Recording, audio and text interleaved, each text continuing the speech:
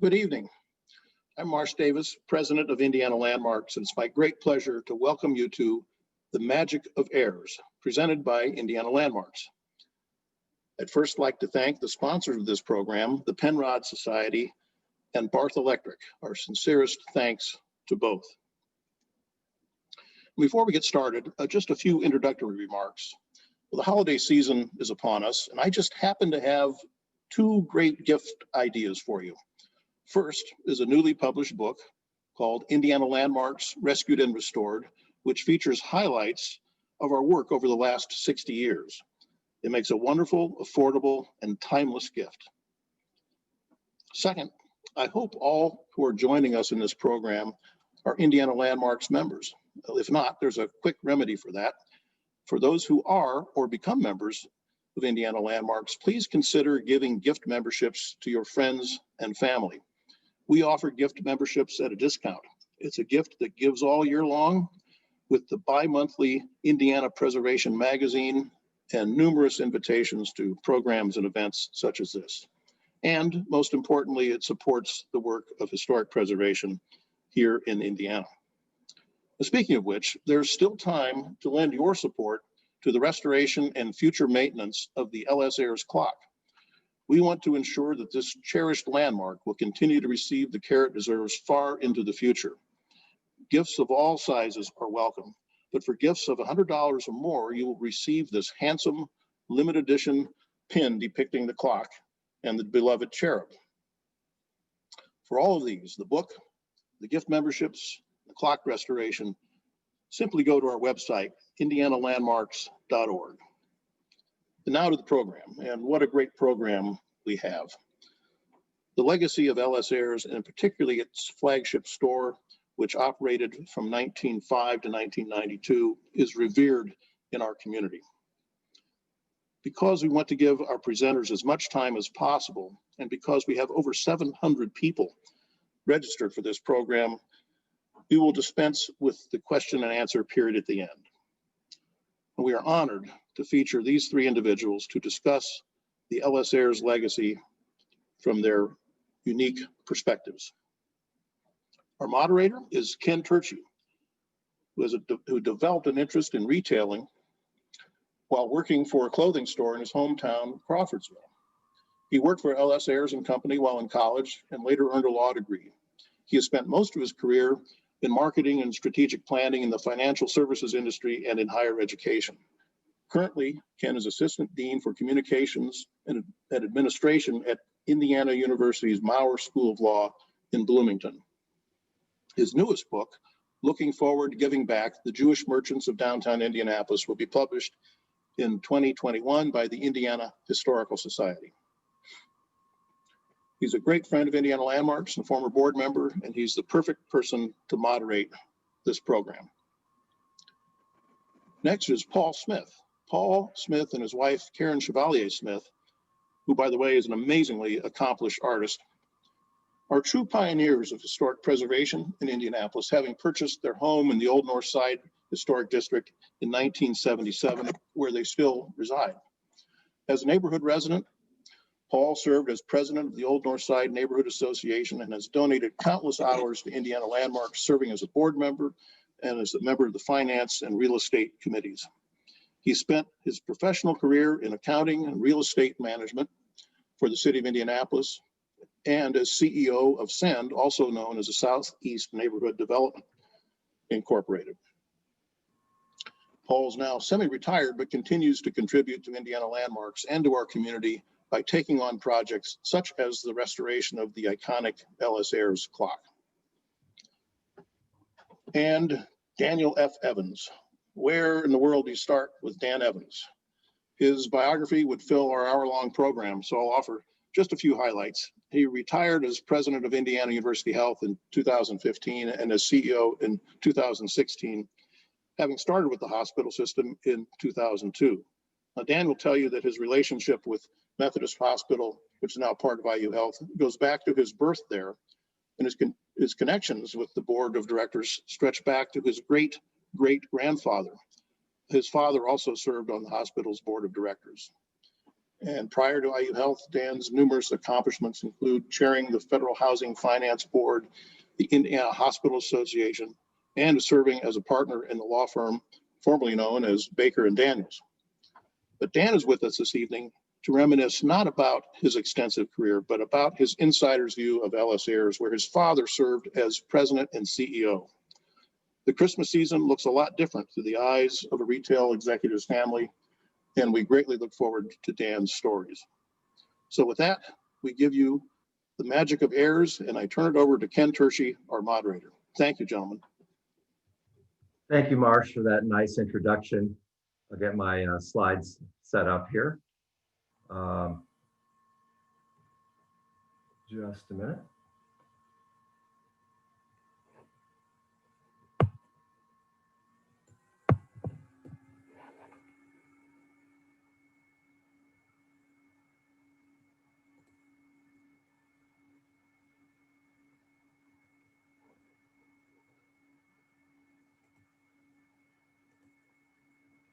All right, thank you, and thanks for the nice introduction. Welcome, everybody.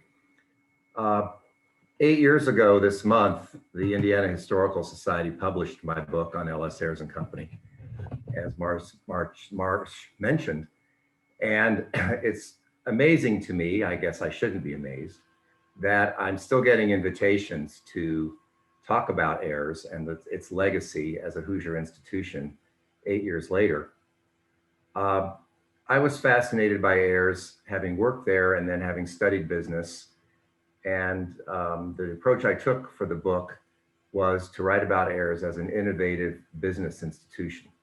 We could speak for a whole hour tonight about all of the new perspectives that Ayres brought to retailing, its transformation from the department store business to the full-fledged retailing business, a lot of which was spearheaded by Dan Evans' father, Dan Evans Sr. But tonight, we're going to focus on one aspect of Ayres, and that was Ayres during the holidays, something that's probably near and dear to many of you, as it is to me. The Ayres name left this market in 2006, almost 15 years ago, and the downtown store, as Marsh said, closed in January of 1992, almost 30 years ago. And the fact that there's still so much interest in the store that many years later, I think testifies to the company's close relationship with its customers and its close friends. I think we have to start a presentation about Ayres during the holidays with a few minutes about the clock. And Paul is going to talk more about the clock later and its life in recent years and its restoration. So I don't want to take too much time on a subject that he knows a lot more about than I do. Ken, excuse yes. me. Your slides are not in presentation mode. Sorry to interrupt, but unfortunately, we're doing this new technology, and we're all. So you're not seeing the slides in presentation mode. I might be sharing the wrong screen, huh? Hang on here.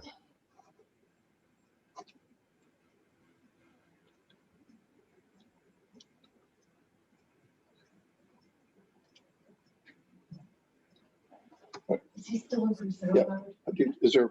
I think you should just interrupt him. I did. How's that? No. You got it. That's it. Okay. Thanks. Thank you. Sorry about that. Thank you for interrupting me. I can't tell what I'm doing on this end. Anyway, the Ayres clock. Paul will have more on this in a few minutes, but just to give you a little background, the Ayres clock was installed in 1936. And an interesting time in our history, right in the depths of the Depression. And it cost $3,000. Each dial is 46 inches across, and the hands are 18 and 12 inches, and it weighs 10,000 pounds. And you might wonder why Ayres would undertake an expenditure such as this in the depths of the Depression, when you could buy a coat for $10 and a carton of cereal for 10 cents. Ayres, as any good merchant, kept a close eye on the competition, and its main competition at that time, and for many years to come, was the William H. Block Company right around the corner. Block's had just completed an extensive renovation of its store, expanded its floor space by about 50%, and gutted the inside of the store and installed an Art Deco facade and even an arcade that some of you might remember. It ran all the way along Illinois Street from Market Street down to the end of the store. And they made a big splash with this, a lot of advertising. They got a lot of free publicity in what were then Indianapolis's 3 newspapers for the renovation of the store. And Ayres didn't want to be outdone by anything that Blocks was doing.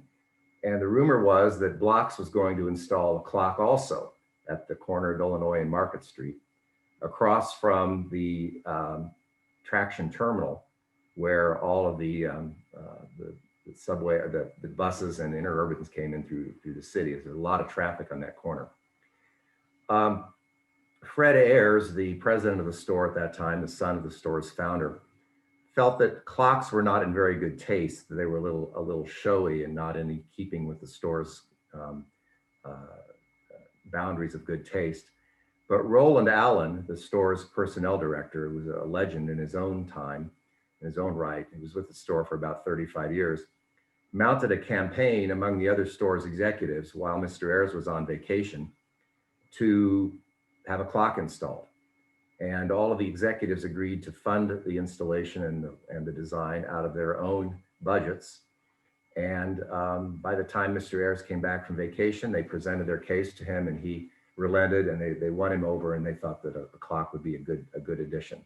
So that's how the Ayres clock became installed at the corner of the Crossroads of America. As for the cherub on the clock, the cherub came to light as a result of some shortages at the end of World War II. The United States did without for many years throughout the war. Ayres certainly did its part, among other things, giving up its air conditioning system for the war effort to be converted to other uses. And by the time the war ended, even as late as Christmas of 1946, there were shortages of goods and not enough merchandise to fill the store's Christmas catalog. So Virginia Holmes, who was in the store's advertising department, came up with the idea of drawing little cherubs and angels to take up extra space in the store catalog. And the store's management was so taken by this that they commissioned David Rubens, a pretty well-known sculptor, to create the bronze cherub that we enjoy seeing on the clock every year. The cherub went up without any ceremony the day after Thanksgiving, and it disappeared the day after Christmas. And for a long time, the store's management was very careful not to acknowledge the appearance and the departure of the cherub. Roland Allen, again, invented a biography for the cherub. It's available in the store's archives. One of the things he wrote about this, in addition to cautioning that we don't acknowledge the existence of the cherub, was to say that the store will not give him any publicity. Perhaps the store doesn't even know he's there. The cherub himself speaks. I flew down to see, I shall fly away, but I shall return whenever this lovely force of humanity surges up. I could not stay away when that occurs, for that is my life. So against that background of the cherub coming in to welcome the season, Ayres, of course, put a lot of effort into its Christmas windows.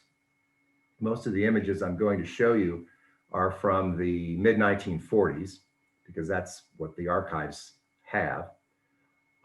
Charlie Halligan was the store's director of display for many years, and he told me when I was researching the book that their theme ideas came from the big stores in New York and probably Philadelphia and other big cities on the East Coast. Ayres, unlike other stores, had a display department that worked the whole year on these windows. They were located in a workshop across the street from the store on Maryland Street, roughly where Nordstrom used to be at Circle Center.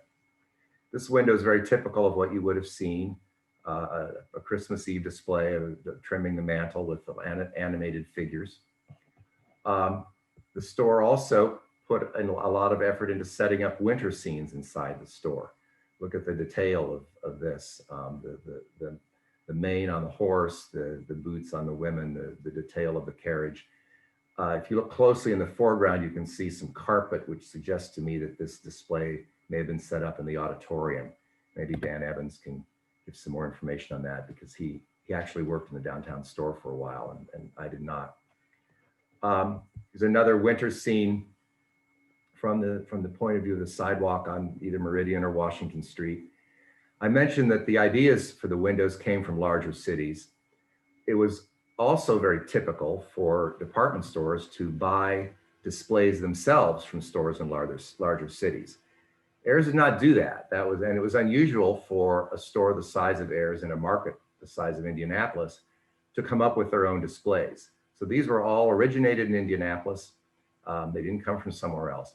However, Ayres made a practice of selling its displays to stores in smaller cities after using them once. You only saw them once, and then they were shipped off to stores in smaller cities around the country. I like this display because I wish I knew more about it. I don't understand why the seated mannequin there is wearing that little tiny hat. I don't know if that's something to do with the display or just a source of whimsy. But again, you can see all of the detail of the popcorn and the children trimming the tree. And there's a theme of evocation of times gone by in all of these windows. Certainly for us, in that we don't see windows like this anymore. But I think even back in the 1940s, this was a kind of a vague, nostalgic, unplaceable era in time, but a time that had already passed. I think that was always part of the magic of the windows of Ayres. And of course, this window from 1944 would have been equally nostalgic and sentimental, with so much of our country at war and so many servicemen and women unable to come home for Christmas. I like this one because it has a sense of motion to it. You can tell that these figures are supposed to be moving back and forth or skating around a little bit. I have vague memories of going downtown to Ayres, and one of the things I remember was the motion of these figures, supposedly ice skating. And it was a tremendous amount of work to put these slides together, considering that they were up for about 4 weeks, and then they went away, never to be seen again. Similar vision here. Note the carefully painted backdrops and the horse and people going out for a sleigh ride. Here's the corner window at Meridian and Washington Street. Tremendous amount of detail here of Santa's workshop. You can almost see the little figures going up and down, back and forth, and the sense of visualization in space that had to be installed to wrap around the corner. This was a major corner of the city. And you'll notice also the store installed metal bars around the building to sort of keep the crowds at bay and keep them from crowding up too much against the windows. I mentioned World War II. The store always, throughout the war, did a window or two exhorting people to buy bonds and stamps. Ayres was a major contributor in that era of war bonds. There's a chapter in my book, quite fascinating and inspiring, of a war bond drive that was just conducted in the store, in which the employees were involved. And the store way exceeded its goal for selling bonds and stamps. And the people who sold the most bonds and stamps were invited to have lunch in the tea room at the executives table with Ted Griffith, another Ayres family member by marriage, who was president of the store for about 20 years. Sometimes, in my opinion, I think the window decorating got a little too clever by half. This window from 1937 was put together by Vern Valentine, who had a dual role as the store's pastry chef. And the chair, at least in this window, is designed out of confection. So that's a big pile of frosting that you see over there in the lower left part of the window. Certainly whimsical, but I don't know how they kept the frosting from melting every night. Maybe it did. All of this goes to show you what a tremendous attraction Ayres was downtown.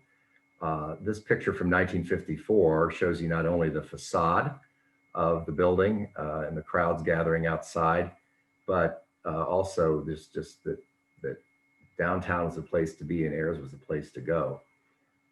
1954, 5, 6, 7, those were probably the peak years of shopping in downtown Indianapolis.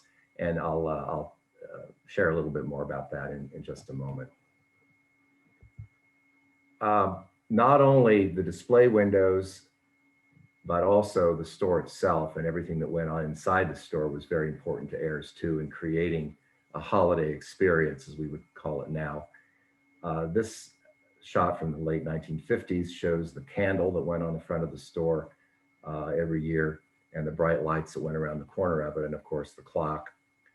In 1958, the candle was outlived its usefulness, I guess, and was replaced with a very large wreath that went up on the front of the store.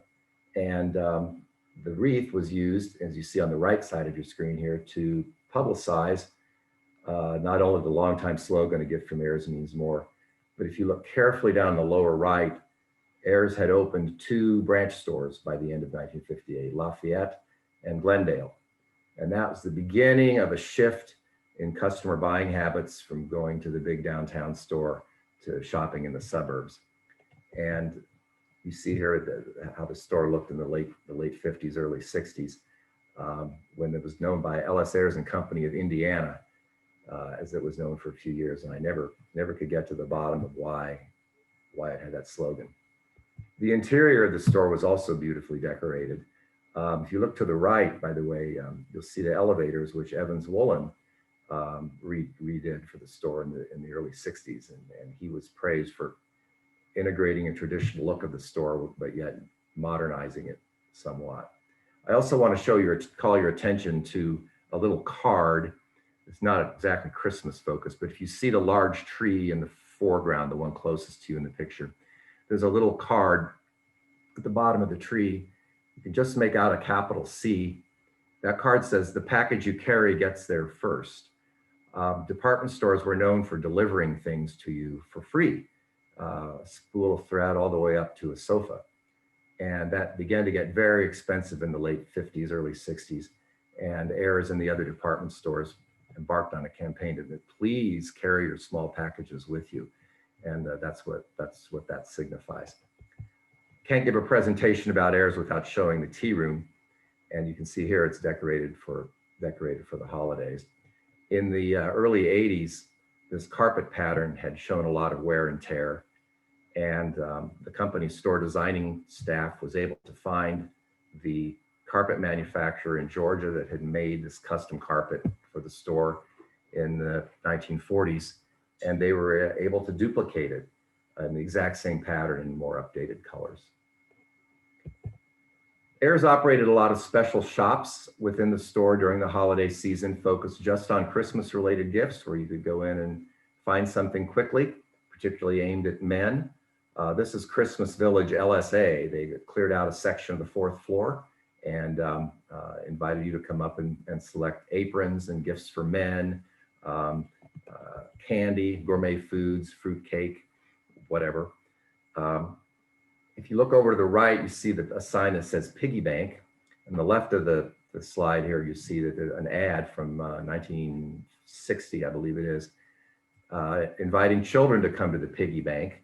That little section of the store was set up with gifts from 25 cents to $2 the kids could pick out for their parents. It was just a little place for children to shop.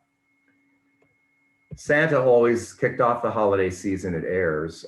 His first visit to the store was all the way back from 1929. The store had just expanded, nearly doubled its floor space south on Meridian Street. And Santa came in to launch the store's new Toyland. For 50 cents, you could get a package delivered via a toboggan. And Santa stayed for a long time. He stayed till 1991, right before the store closed. In 1948, Santa landed in a helicopter at the fairgrounds on the racetrack and then got in this convertible and proceeded to the store. Here's the famous Santa Claus Express, which ran from 1958 through 1990, except for a couple-year hiatus, and it was so popular that the store brought it back. And if you're of a certain age like I am, you have a memory of riding the Santa Claus Express to see Santa and to tell him that you've been a good boy or girl, like these kids were doing in 1940, although for some youngsters, maybe it wasn't a very pleasant experience. This kid had just had too much, I guess. I mentioned things that Ayres did to make the store a more pleasant experience and to keep you in the store longer. One of the things that Ayres did was to have a choir. This choir was made up entirely of employees, and it had 4-part harmony.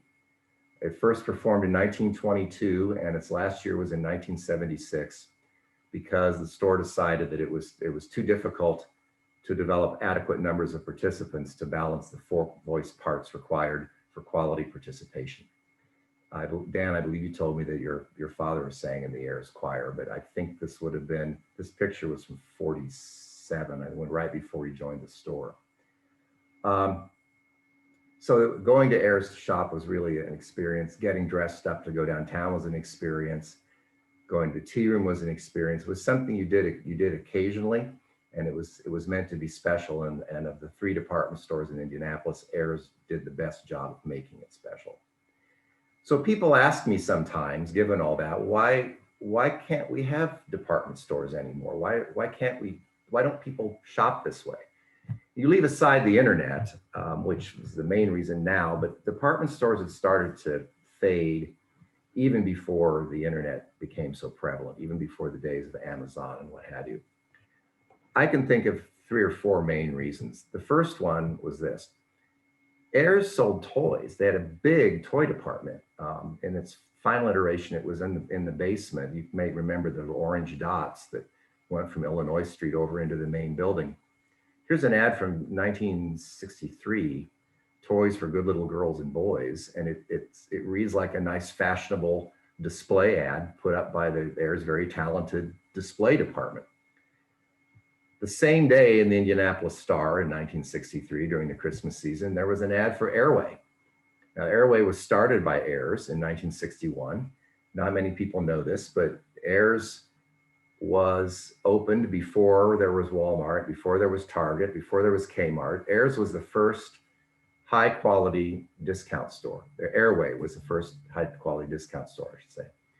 And Airway began to compete with Ayres in departments like sporting goods, toys, appliances, record albums, and eventually it became just too easy and too convenient and too economical to shop in a discount store. So gradually over time, the discount stores began to eat away at the product lines that were popular product lines for Christmas presents.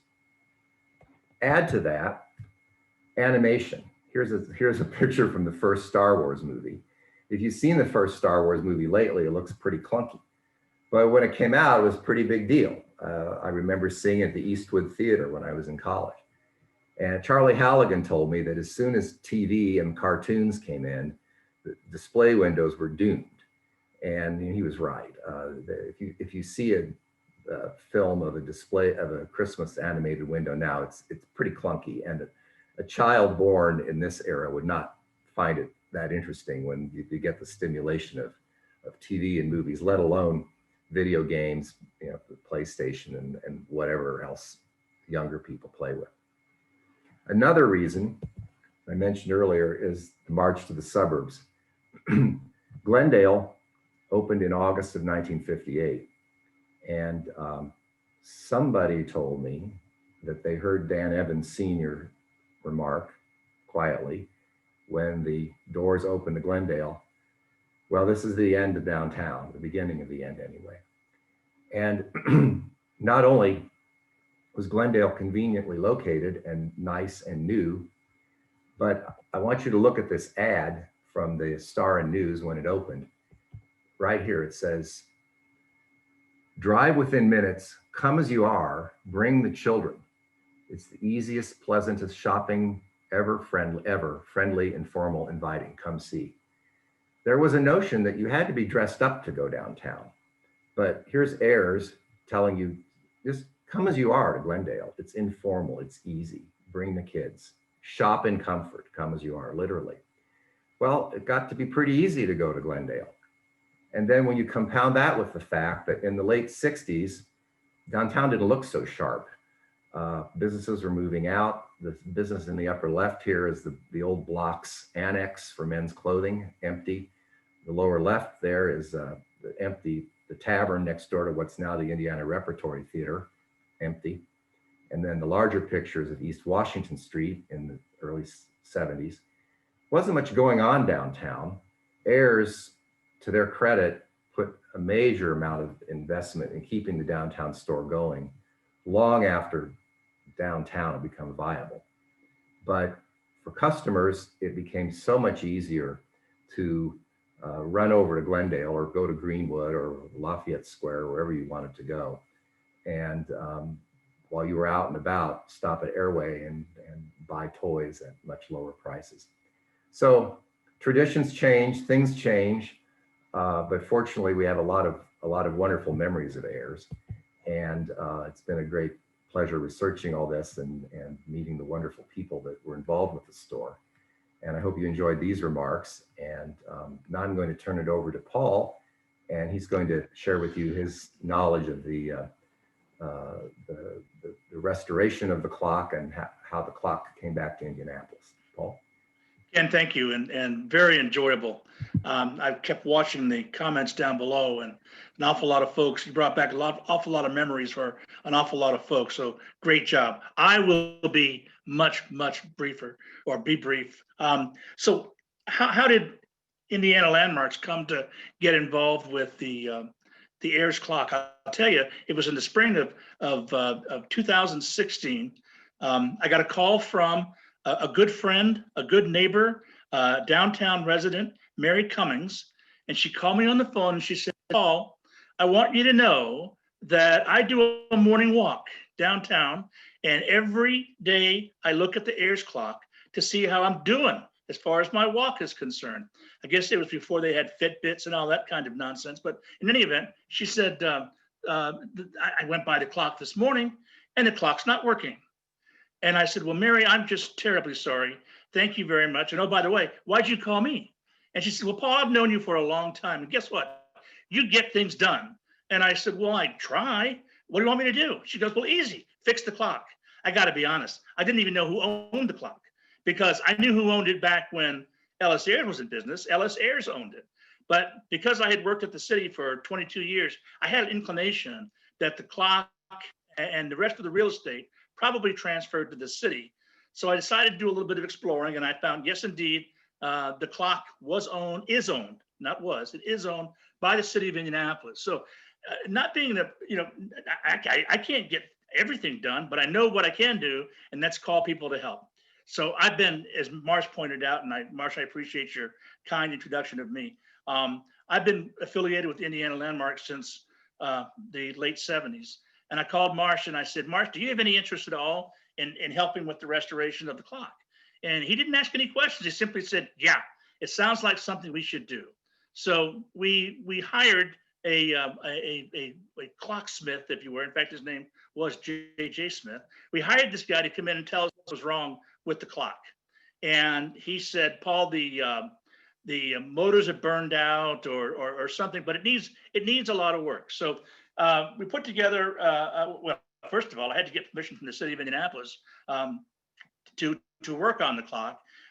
They were very kind and said, you know, if you're going to do that, we'll help you by putting together the appropriate paperwork and so on and so forth. Jeff Bennett, who I think is on this Zoom deal here, sent a note a little earlier that he actually drove the train that you saw earlier in Ken's presentation over at the Indiana State Museum. So Jeff Bennett and Kaylin Ellis of the city of Indianapolis were incredibly helpful in helping us do what we needed to do legally to be able to work on the clock. The Marsh and Landmarks began to raise money for that. They raised a significant sum, more than enough. This, by the way, this is just a picture to give you some idea of the scale of the clock. Marsh and Landmarks and the folks were able to raise enough money to get the clock guy to come in and do all the work to get it done. However, while they were in there, they said, Paul, you've got worse problems than just the fact that the clock's not working. He said, you've got all kinds of trash and water, and water's is intruding into the clock. That's not good. You can't. This clock will, in fact, that bottom you look right there, that is all sitting at the very base of the clock. The only thing holding it up, frankly, is an armature, which is kind of a square, Well, we think of the clock as being the armature as being the bones. We think about the bronze as being its skin. But that armature was collapsing because of the weight and the water of all that trash down at the bottom. And I was told that before long, that bottom would drop out of the clock onto the sidewalk, and that would certainly not be good. So we decided once we got the clock working, and by the way, we were under a deadline. We had to get that clock working in 2016 in time for the cherub and in time for the holiday festivities back in 2016. We were able to get that done, but we noted the entire time that we're going to have to come back. So in 2019, working with Marsh and Vice President and Treasurer Mary Berger, we decided to do an RFP and reach out and find some people that would be able to do a restoration of the clock. Not a fly-by-night group. We wanted somebody that is certified to be able to do this kind of work. John Klinkos, who I think you see in this picture, and Brose Partington were the two gentlemen that did the restoration of the clock at this particular juncture. I think we're going to wait. Somebody chime in if I'm right about this. I think we're going to wait to talk about the actual work that we did a little bit later, or do you want me to just keep on going on? Jessica or Marsh? You can keep going, Paul. Let me go ahead. I can about 3 or 4 more minutes and I'll be done. And then we'll get back to then we get to go to Dan Evans, and that's going to be fun. So we hired Marsh and we hired Brose and we hired John to do the restoration. These guys have credentials that include the Smithsonian. So we knew we had the right people to get the work done. They got in and did a survey of the work that had to be done. And we realized that we didn't have enough money from the original raising of funds for the clock. We didn't have enough money to be able to get it done. Hence the request as part of this presentation that if you're inclined out there to please make a donation to Indiana Landmarks. All the money will go to the continuing restoration of the clock. And most importantly, the reason why we had to get into the clock and do the work that we did was because there was no ongoing maintenance, no aspersions cast towards anyone or anything. It's just that a city is complex, the city of Indianapolis. I don't think the clock is the highest priority, quite frankly. And so people weren't getting in there every year or every 2 years to be able to take a look at it and see what needs to get done. We hope now that we've gotten the work on the clock done, which includes getting all that trash out of there, cleaning the entire insides, sealing all of the cracks and crevices that was allowing the water to get in, polishing everything on the inside, polishing and waxing everything on the outside. We decided that we would go ahead and get that work done, but it was going to take more money than we had. So hence the request for the additional funds. Now, the one, when you're doing a project like this, you try to find fun things to keep you interested in it. And part of the contract that John and Brose did for us included the restoration of the cherub. I didn't know anything about the cherubs. Oh, there he is now. I didn't know much about it, but I had an idea that maybe we'll have some fun and we'll call it a cherub spa day. So the Landmarks folks, Susie Stannis and Mindy Woolman, they decided to get some towels out and wrap the boy up, and while the restoration work was going on. So we've gotten the clock completely restored. Everything is operating the way it should operate. The clock is clean on the inside. It's waxed on the inside and the outside. And we think that what we're looking at right now and moving forward is going to be annual maintenance on the clock. And Landmarks is happy to continue to stay involved with it and to make sure that stuff gets done. But it's been terrific fun. We started it back late last year with knowing the entire time that Paul Smith did not want to be the guy that has to call Mayor Hogsett up and say, hey, Mayor, we're not going to have your clock ready in time for the arrival of the cherub. Not knowing that I didn't want to make that phone call, we decided we better make sure we got it done. And we did. We finished up by, I think it was October 31st. We finished up with the clock, and happy to have been involved in it. Happy the way it looks right now. If you haven't seen it, drive by. The idea is not that you're going to see a dramatic difference. The idea is that it looks clean and the cherub looks clean. Everything looks the way it's supposed to look and should last hopefully another 100 years. So thank you for giving me a chance to talk about it. It's been a fun experience for me. I told Marsh if he has any more clock restoration to get done, let me know. I'm happy to help. Thank you, Paul. Dan, I know you have some stories about the clock and about growing up in a retailing family, and especially at Christmas time. So turn it over to you for your stories about Ayres. You need to unmute first, though.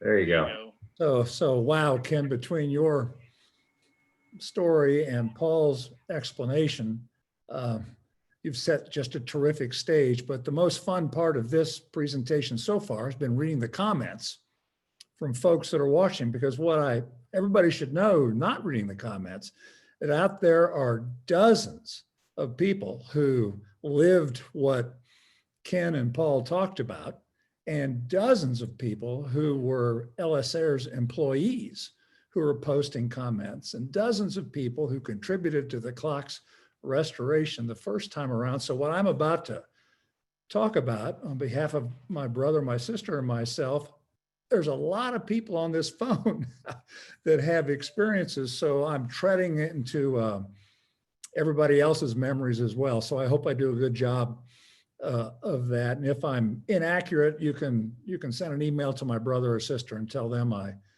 did it. So the first story I want to tell you about the cherub before we run out of time. So Ken described when it came in the mid 1930s, 1936, and how it was hoisted, or the clock in 1936, and then the cherub in 1947. Well, the cherub disappeared in the early 1990s, right after the store was closed. And a retired Ayres executive, Jim Rodefeld, told my dad that the cherub had been purloined, had been kidnapped. So here's a note from my brother to me. I asked David to confirm the story for me today. So here's what David said. He said, according to Jim Rodefeld, Dad called the chairman of May Department Stores, who at that time owned Ayres, and asked him to return the cherub, which May had stolen from the Ayres building after the building was closed, and took it to St. Louis and placed it by the May Department Store's CEO's swimming pool, believe it or not. Dad told him to return it, and that he had created a huge PR problem in Indianapolis by closing the store in the first place, and a worse PR problem by stealing the cherub. It was returned the next day on a private jet, and Jim Rodefeld picked it up at the airport and returned it to the store. That's the unofficial story, but we think it's an accurate story. I can recall Dad telling that story and being pretty mad at the time that it happened. Well, you've all seen the presentation, so your memories are the same as mine, and that is driving downtown, parking the car in the Maryland Street parking garage on the south side of Maryland, going through the tunnel underneath Maryland Street, and then of course you'd have to follow the footprints to Toyland.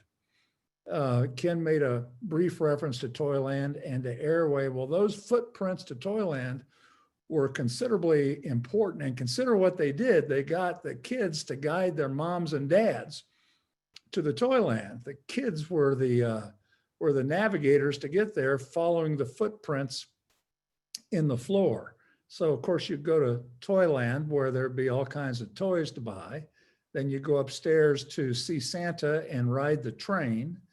And then you go into the tea room to have lunch. And my typical lunch was chicken velvet soup, chicken pot pie, and hot fudge sundae, but not in that order. Start with the hot fudge sundae first and work your way backwards.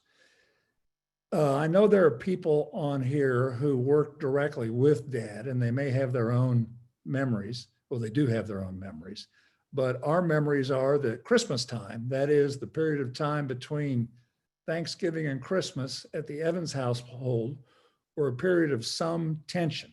I can recall Dad coming home on the day after Thanksgiving, going straight through the house to his den, where he had a separate phone line, and start taking the reports of sales on that day.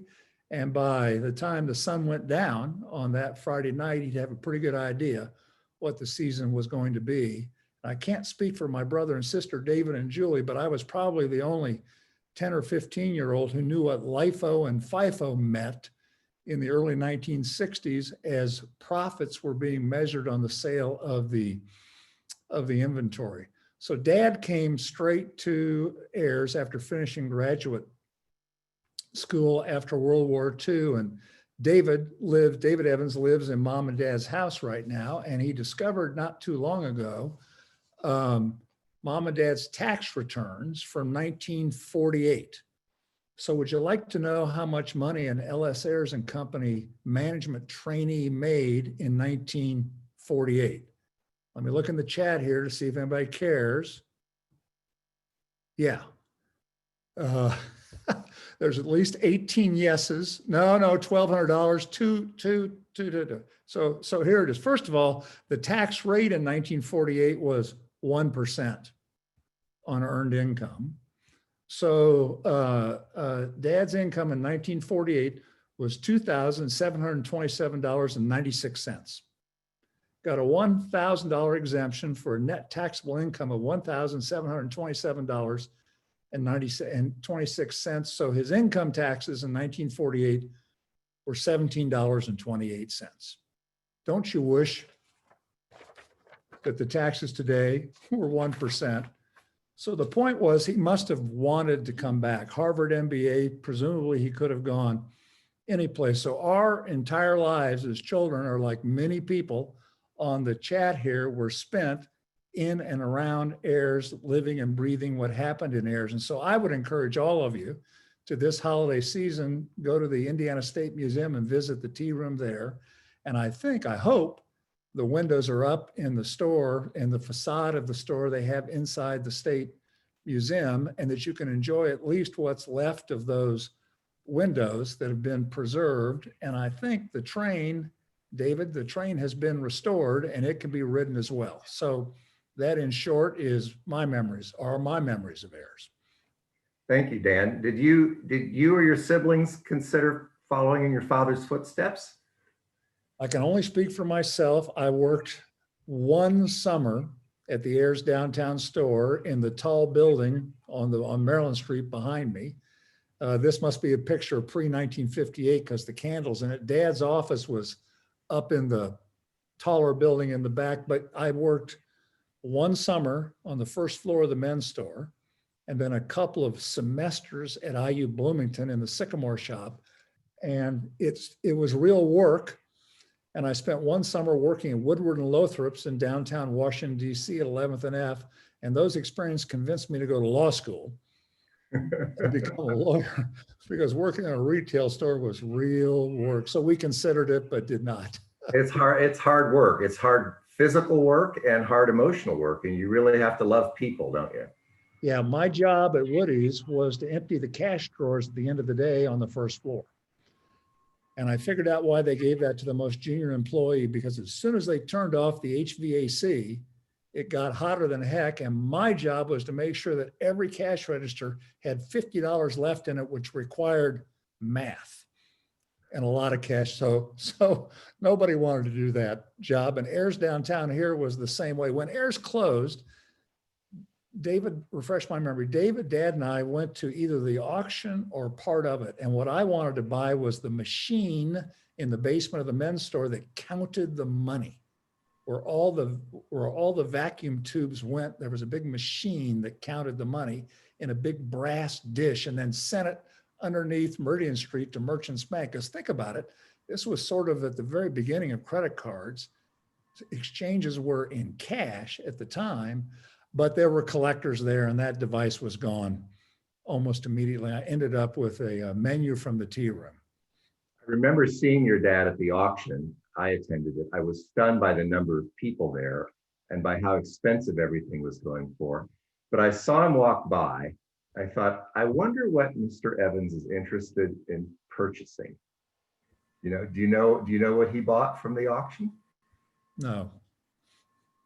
I'm pretty sure, well, I'm 100% sure that he went there for nostalgia purposes and to connect one last time. One last story.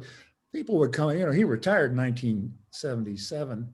People would come up to him for years and years and years and complain to him that the downtown store was closing. The tea room was closed. And he always said the same thing. He said, when was the last time you were there? Mm-hmm.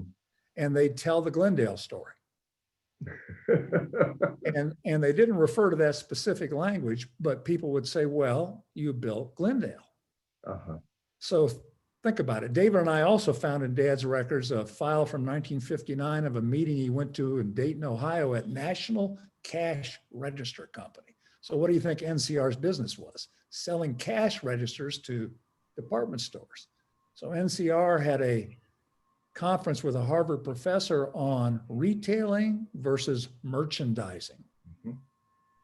So that's where Airway came from in 1961. That eventually I saw one of the comments was, what happened to Airway? Weren't they sold to Target?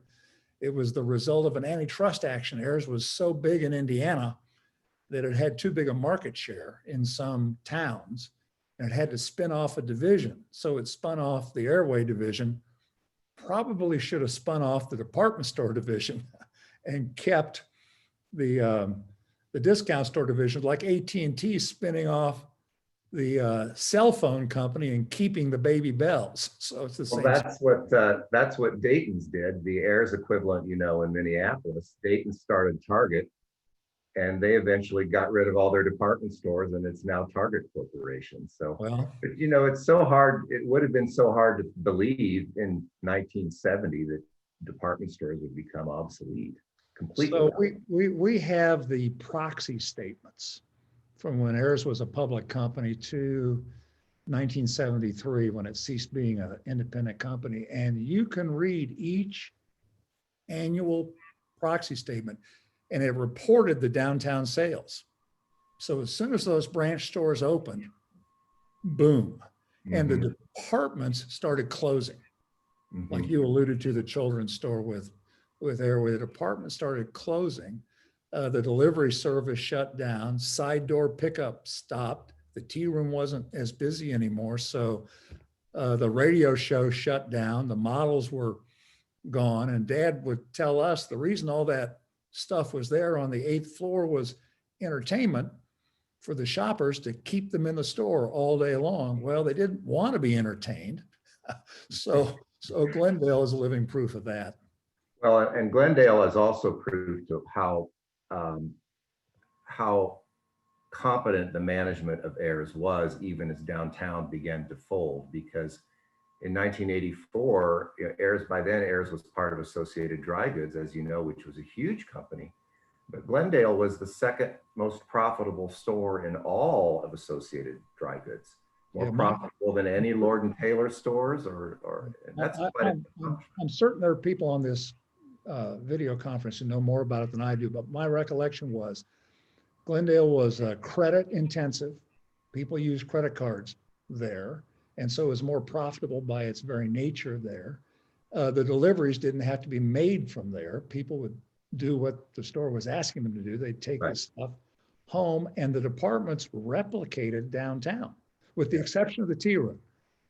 And I think there was a covenant not to compete in the Glendale lease.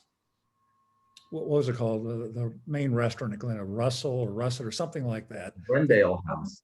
Yeah, Glendale House. They couldn't compete with Blocks and Ayres couldn't open tea rooms. So the ingredients were there for downtown to go down pretty quickly.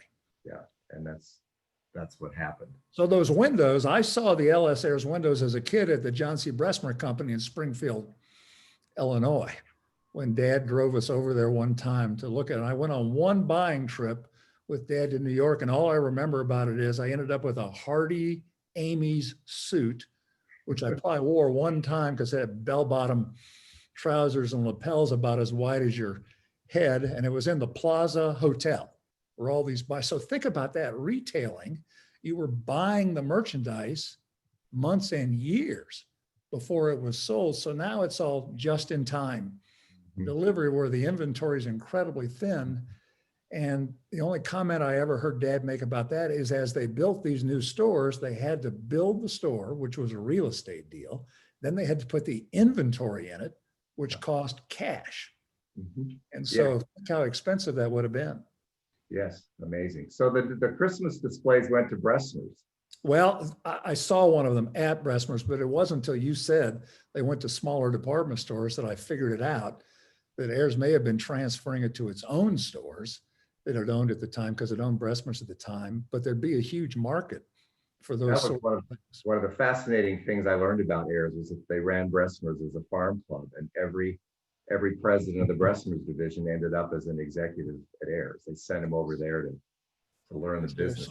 So one last story. My brother and I would go up and down, up and down, up and down, up and down those escalators on Christmas, trying to get Dad's eye as he was singing in the choir, and never succeeded. He was too cool a customer for that, He wasn't he would not look at us. he? That's great. Well, thank you for sharing those memories. You should write a book sometime. Well, I did. I talked to a guy who did write a book. Oh, that's true. Yes, you and your brother were both very helpful to me. So, Hey, Mark, Dan, can you hear me? It's Paul Smith. I just want one last question for you. You told us a story in the pre-meeting, not tonight, but previous to this, about what your dad did on Christmas Day that you'd never find anyone doing today. Can you tell that story? I know it's a brief story, but I still find it fascinating as we're getting closer and closer to Christmas Day. So remember what you said, Ayres delivered. And so sometimes I'm making part of this up and guessing at part of it, and part of it Dad said, sometimes people wouldn't get in the wrap package what they expected. So there had to be service recovery that was immediate. So on Christmas Day and the day after Christmas, Dad would take calls to correct errors that had been made between time of purchase and delivery. So the customer service at Ayres was from the top to the bottom. And I'm confident there are people on this conference that recall the accommodation desk, where I also worked one summer, where I was instructed to accommodate any customer's complaint, even if they weren't telling the truth. Just a so Dad would work on Christmas Day, what I now understand to be service recovery. His phone number was in the phone book. I presume many other Ayres executives got the same call. I'm now sitting about 200 yards from Mr. Ayres' house, FM Ayres and Jr. and FM Ayres and the other Ayres family. So I'm sure that plenty of calls went there as well. That's what's gone. yes, absolutely. Absolutely. Yeah, that's for sure. Well, we are almost at the end of our time, and I thank you, gentlemen, for what is an excellent program. I can feel thunderous applause from the virtual audience across the country. If we were able to be together, it would have been a standing room only crowd. So thank you so much. This has been a great program. As you've seen I couldn't keep up with the comments, but they were wonderful and glowing. So thank you, especially at this time, when these traditions mean so much to us. It's a very different kind of Christmas this year, and to think, it really adds importance to these traditions, and even something like a clock that people can all relate to. It adds up to why we do what we do when we try to preserve some heritage, whether it's the oral traditions or the actual places themselves. So thank you for your contributing to this program. This has been recorded, by the way, and you can view it on, I think Jessica's probably put up some information in the post, but this will be on Indiana Landmarks YouTube, I think starting tomorrow, so we can watch this again and share it with your friends. But I want to thank my colleagues at Indiana Landmarks, Suzanne Stannis and Jessica Kramer, who produced this program. And thanks to all of you who joined us for this. I wish you all safe and healthy, happy holiday season. And thank you all who have supported the clock restoration. Thanks one and all, and good night. Merry Christmas. Bye.